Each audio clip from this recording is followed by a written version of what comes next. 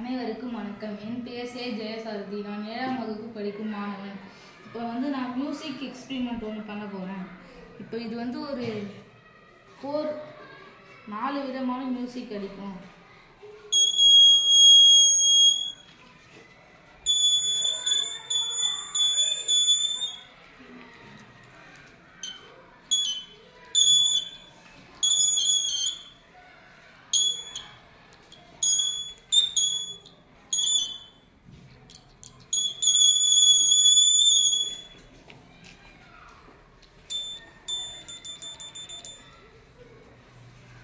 நன்றி, வணக்கம்.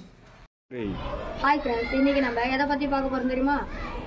Note MCU ESP8266. இது ஒரு மைக்ரோ கண்ட்ரோலர்.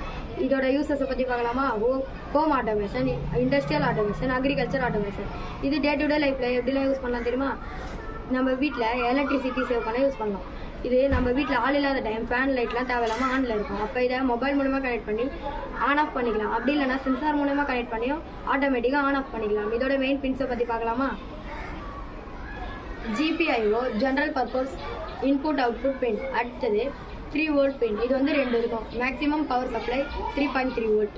அடுத்தது RST EN 2 பின் இருக்கும். இது மைக்ரோ கண்ட்ரோலரை ரீசெட் பண்ண யூஸ் பண்ணிக்கலாம். கிரவுண்ட் பின் 4 இருக்கும். VI பின். இது எக்ஸ்டர்னல் பவர் சப்ளை பின்.